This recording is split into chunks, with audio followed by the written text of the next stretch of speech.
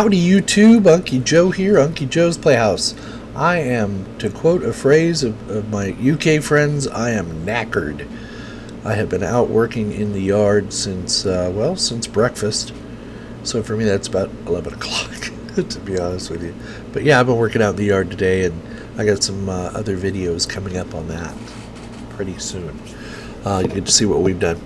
Today what we're going to discuss is it's kind of an ESXI versus Hyper-V. But let me tell you a little story about a man named Joe. He went down a rabbit hole and we lost him to time and space. I really did. I went down a rabbit hole. It turns out that these Dell servers have Qualcomm/QLogic network cards in them. And I was having some trouble with transfer speeds. Normally I get 100 megabytes per second and higher transfer speeds on my network. It's a gigabit network with a good gigabit Linksys/Cisco gigabit network switch. And typically file transfers are never a problem. But I noticed when I've been working on some lab machines, and I was noticing on Hyper-V I was getting these odd speed transfer things, and I had never honestly done a file transfer from a server to a Hyper-V virtual hard drive. And I just noticed I wasn't getting the speeds I thought I should, especially with ESXI, as you will see on the video coming up. I'll show you, I do a test and show you that. So now, before you guys that love EXI get on your ESXI high horse and say, well, you have to tweak it, you have to adjust it. Yeah, I know that. But all of these virtual machines were using VMXNet 3 adapters. All of them had all of the ESXI hypervisor tools loaded, their software, and they were, the NICs in that AMD quad-core unit that I run my ESXI on are Intel dual NICs. So I know the NICs are fine. I know everything's fine on that machine. That used to be one of my main servers for years. So I know that's not the problem. And frankly, I don't want to tweak ESXI. I want to open it up. I want to install it. I want it to work. Hell, I can't even get the browser to work half the time. I keep getting these unhandled exception errors, no matter whether I use Internet Explorer, Mozilla Firefox, Google Chrome. One of the users out there said all you do is press the escape key when you get that message in Chrome, and you were right. So a thumbs up to you. And I'm sorry, I'll try to look up your name and do a shout out at the end of the video. Thank you for that tip, because it works. And so I just use Chrome, and anytime I first launch that program and I get that error message, I just hit the escape key. But back to what we're talking about. So what you're going to see in these videos are a series of tests that I did. Now, Morton, this is a shout out to you over at my Playhouse. And Morton, you run ESXI, and I sent you an email on this. What I'd like you to do, if you're so inclined, is maybe we could collaborate on a video. And you could do some testing over there. If you could set up a Windows 7 virtual machine and a Windows 10 virtual machine with the dynamically expanding hard drive and VMXNet 3 adapters on one of your lovely IBM servers over there, it would be greatly appreciated. And then what I'd like you to do is just pick, like, I don't know, 10, 20 gig of random data, like some video files that are all 1 or 2 gigabyte in size, and copy them over to from one server to another, or to your virtual machine, and let me know what kind of transfer speeds you do. If you don't want to do a video on it, I understand that. That's fine. But let me know what kind of transfer speeds you get if you do that, if you'd be so kind. Anyway, so let's get on to the video and show you what it was that I found, and hope you find it interesting. This video is not going to be too long.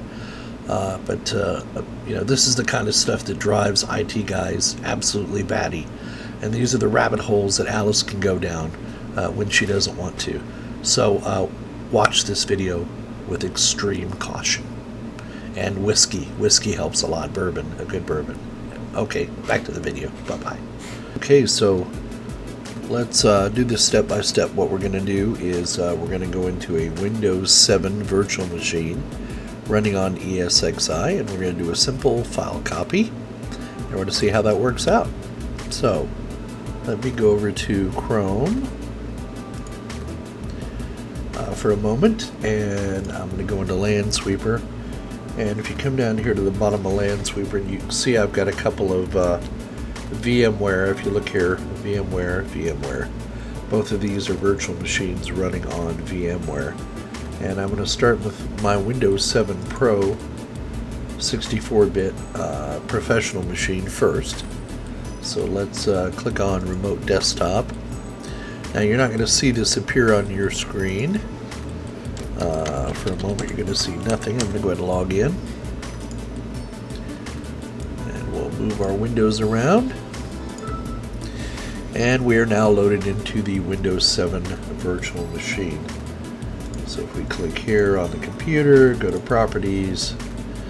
This is AMD Athlon X4, 2 gig of RAM, Windows 7 Pro 64 Lab 1. It is joined to the domain and it is activated. And it is indeed running under VMware.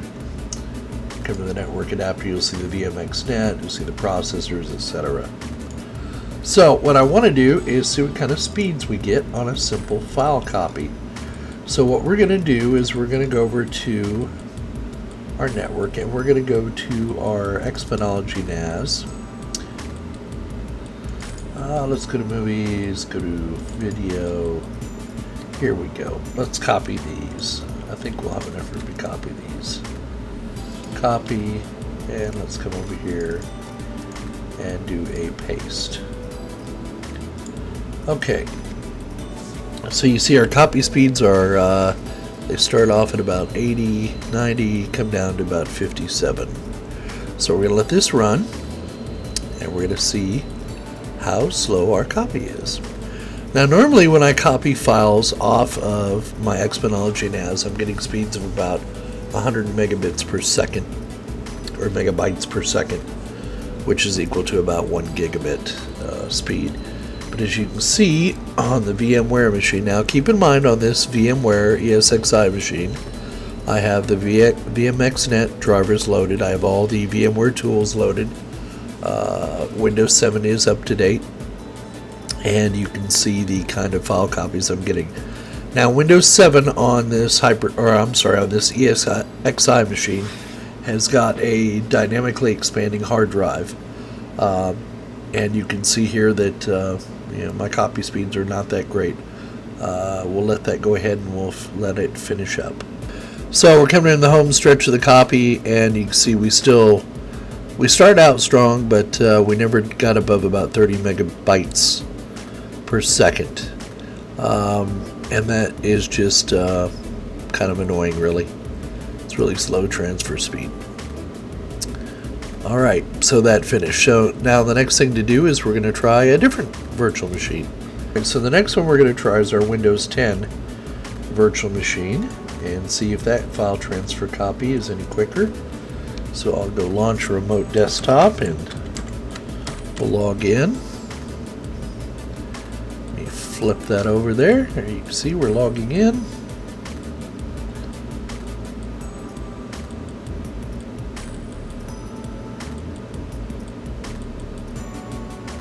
Let it come up to our desktop. We'll go out to File Explorer.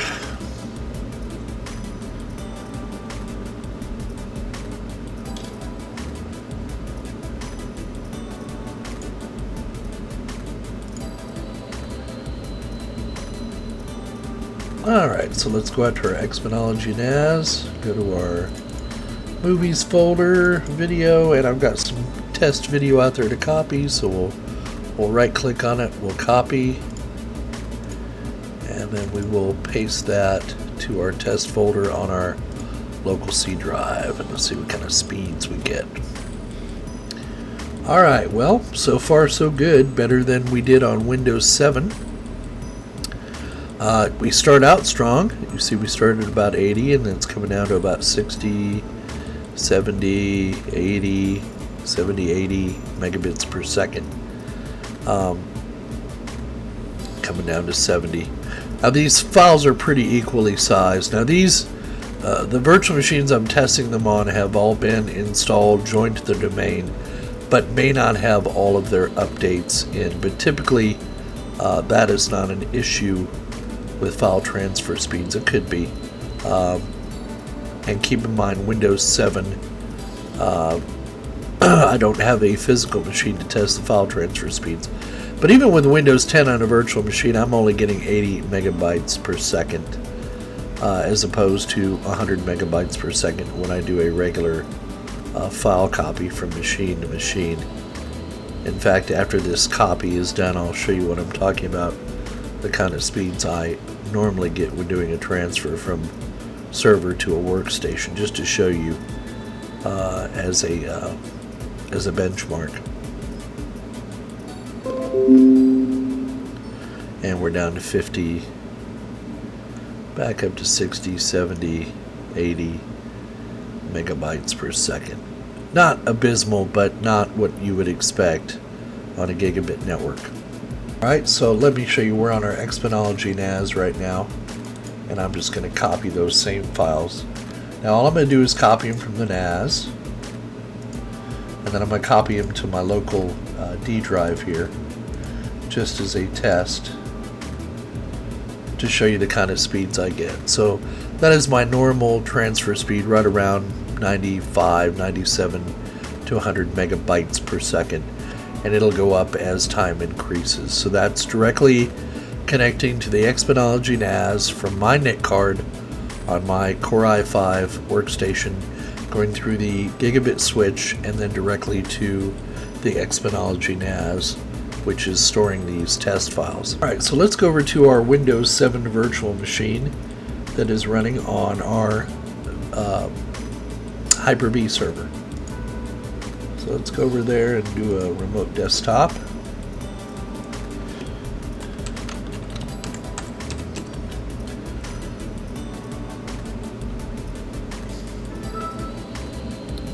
Alright, same thing. We'll come over here to our File Explorer. Go to our Exponology NAS. And copy these files. Control A. Do a copy, and we'll do a paste. And it's going to ask me if I want to overwrite, so we'll tell it yes. Copy and replace. Do that for all of them. Okay. So here we go. We start out strong.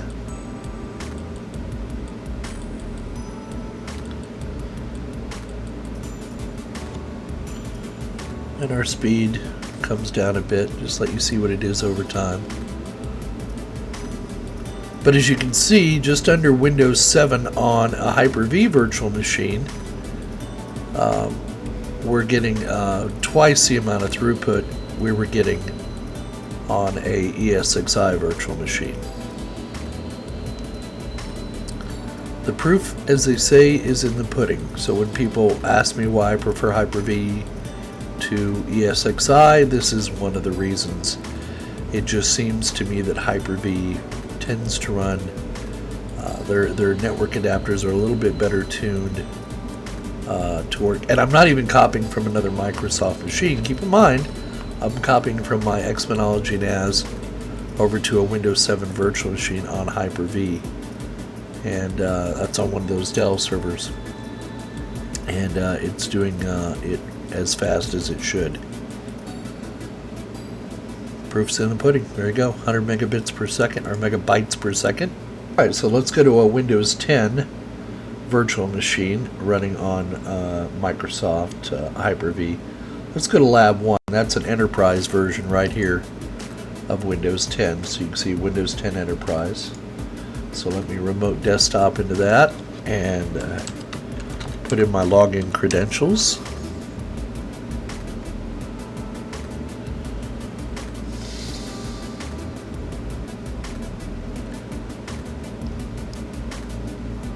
Now this version of Windows 10 Enterprise, I believe it is all up to date with updates. I could be wrong. Let's go out to File Explorer. Let's go to the network. Let's go to our Exponology NAS.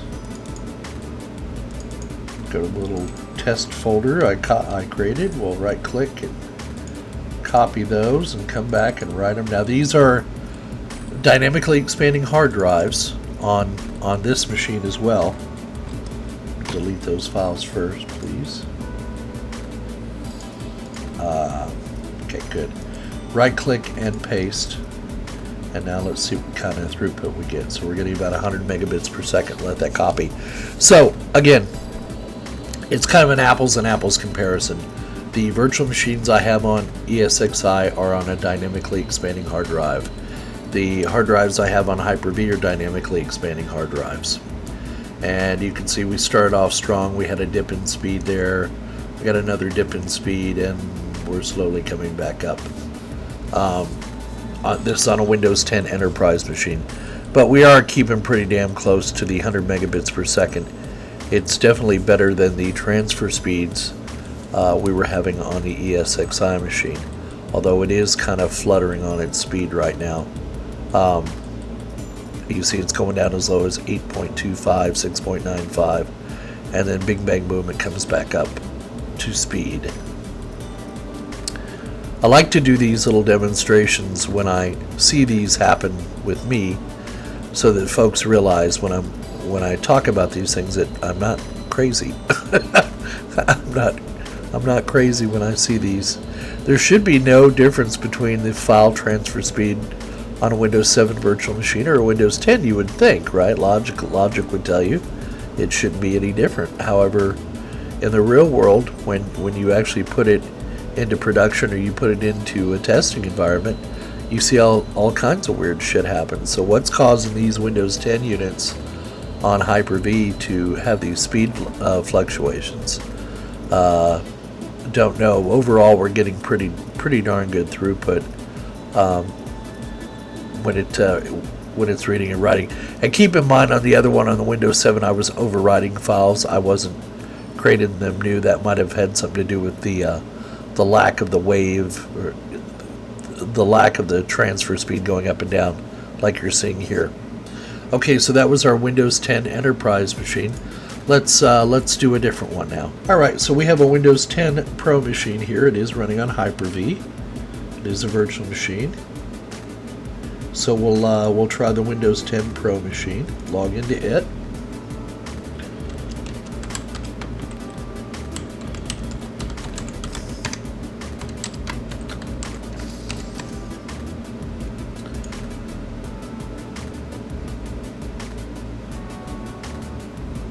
Now, Windows 10, Windows 10 Pro, Windows 10 Enterprise, and Home, there should be no difference. It's the same underlying kernel running the operating system, but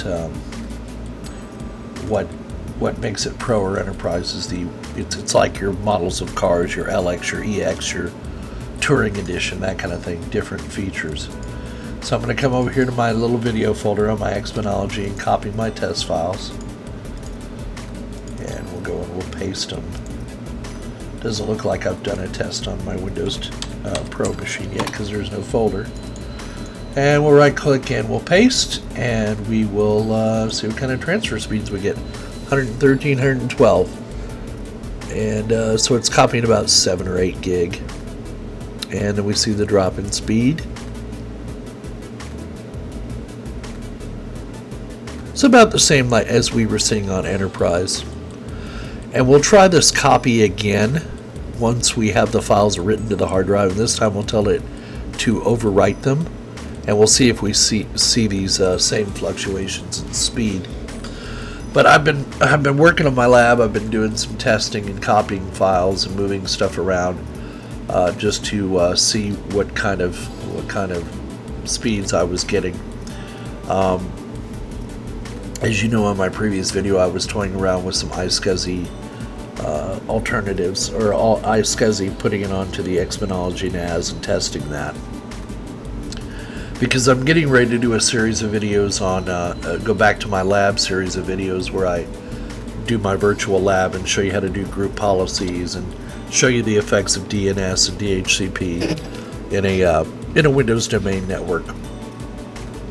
But I've always been curious as to about the transfer speeds on a virtual machine with dynamically expanding hard drives. You know, you read the literature out there, but in the real world, when you actually see it performing, it's always a different thing. And these fluctuations in speed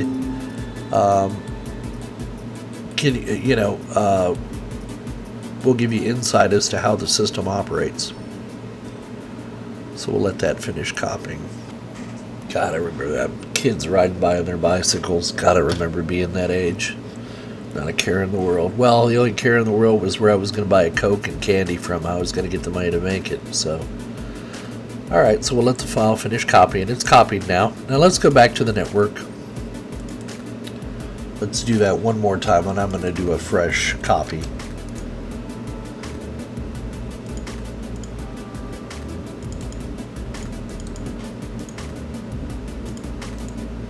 And paste. And this time we'll replace them. Let's see what kind of speeds we get now. So we're up around 100 megabits per second. Nope, we still get the drops in speed. Windows 7 never showed this. You remember when we were copying with the Windows 7? I think the lowest it went down to was, what, 78, 80? This one we get a few more dips. And I guess it's just a little bit difference in the way that Windows 10 copies files, or does a file transfer under Hyper-V. Now, what brought all this about, we'll discuss this while it's finishing copying. What brought all this about was I noticed that I was getting horrible transfer speeds on my Hyper-V server between Hyper-V servers, just moving files and copying between them. And I went down a rabbit hole with the Qualcomm, QLogic. You know, these Dell servers have Qualcomm or now QLogic network cards in them. My ESXI server has a dual Intel server NIC in it. But the Dells, they all have these Qualcomms, and I went down this rabbit hole for 2 or 3 days checking on VMQ and trying to get it to work and see what the issues were, why I was having flipping crazy transfer speeds, etc. And to no avail. I found that when I just didn't worry about it. I don't know why these speeds are. This is just crazy. This is the kind of stuff that drives me insane. We should just be getting 100 megabits per second. Why is it stopping and stuttering when it copies? I just don't understand it. It's just kind of annoying, to be honest with you. Let's do one more thing here on this one, because this seemed even worse than it did last time. I want to bring up the you see, we got a lot of background tasks going on.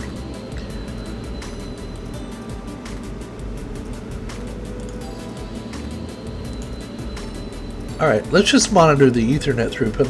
Let's try it again. Let's paste and tell it to replace and see what kind of speeds we get here. Pull these over. You can see I'm receiving.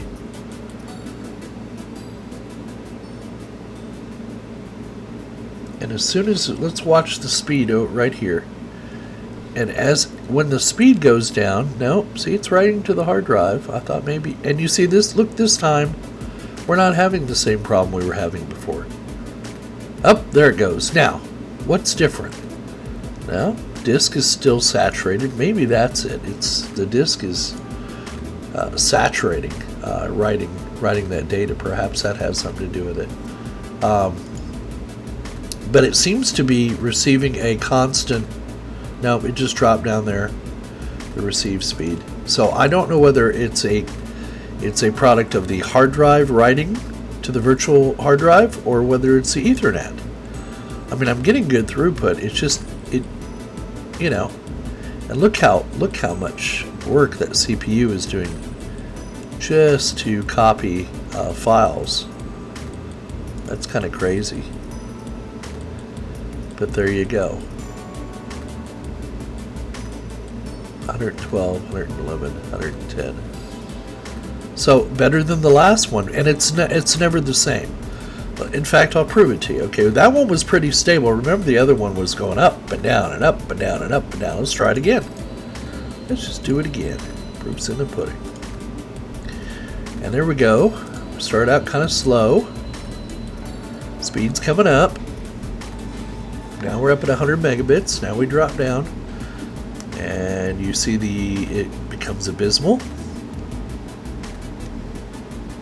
and then it starts receiving data again, starts writing again,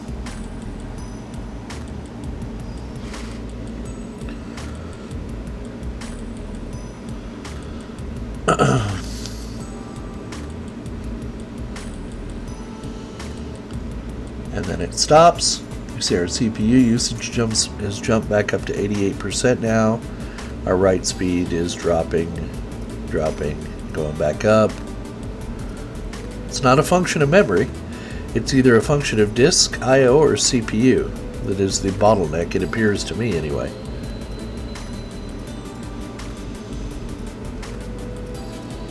But you see these speeds are quite better under Hyper-V than they are under ESXi.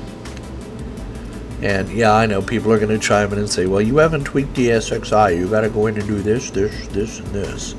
And to a certain extent you have to do that with Windows as well, but I'm familiar with how to do it on Windows. I'm not familiar with how to do it on ESXi. It's not as intuitive. And this copy is even more abysmal than the second copy we did. So, you know, I guess it has to do with what direction the wind is blowing, how high you're holding your left hand in the air. I don't know. How much coffee you got left in your coffee cup. And there you go. And then we'll see if the CPU, and you see the hard drive is still doing its thing out there, reading and writing. CPU usage comes back down after the copy. So WTF, right? Right? You saw the results with your own eyes. I had initially done this video 3 days ago, and it was getting to be an hour long because I was taking you with me down the rabbit hole. I said, this is not what people want. And I was sitting there for an hour going, yeah, we get it. It transfers files really slow. Can we move on?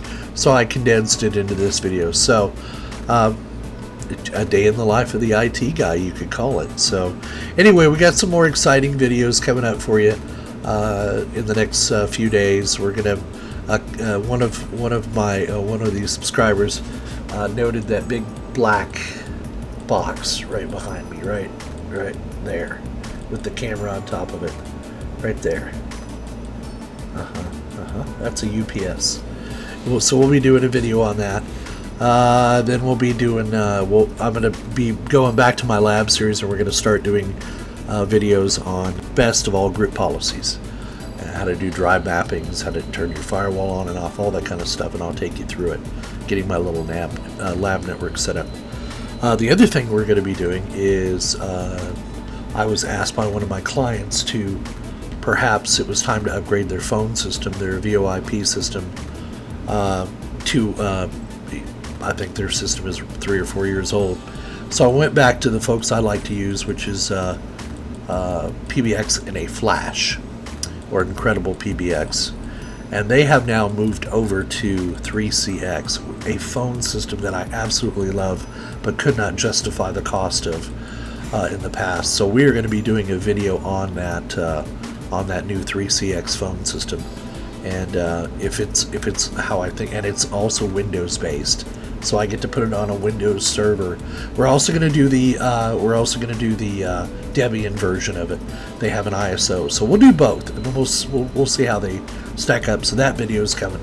So thanks so much for all your support. We're nearly up to 1,000 subscribers, and it's only possible because of your patronage, and I hope you found this video entertaining and informative as always.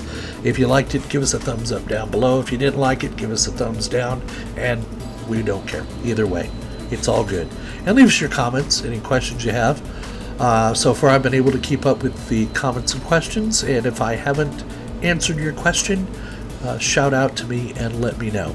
Speaking of shout outs, we need to thank a user who gave me that tip about hitting the escape key in the ESXi screen. So the shout out goes to Eric Jensen. Eric told me, hey, I get the same unhandled exception errors with Chrome and ESXi. Try pressing the escape key instead of clicking on reload or details. It works fine for me when I do that. Eric, you're the winner. You were right. Adam answered as well. He said he downloaded Firefox and it works fine. So perhaps I'm on an older version of Firefox. I don't know. But I replied, Firefox crashes with me all the time with ESXi. So the shout out to Eric Jensen. Thank you so much for that tip. And as you can see, I do read my comments. So again, thanks for watching. Hope to see you again. Hope to be seen again. I hope I'm not invisible again tomorrow. I took my potions, so I should be. And we'll see you on the other side.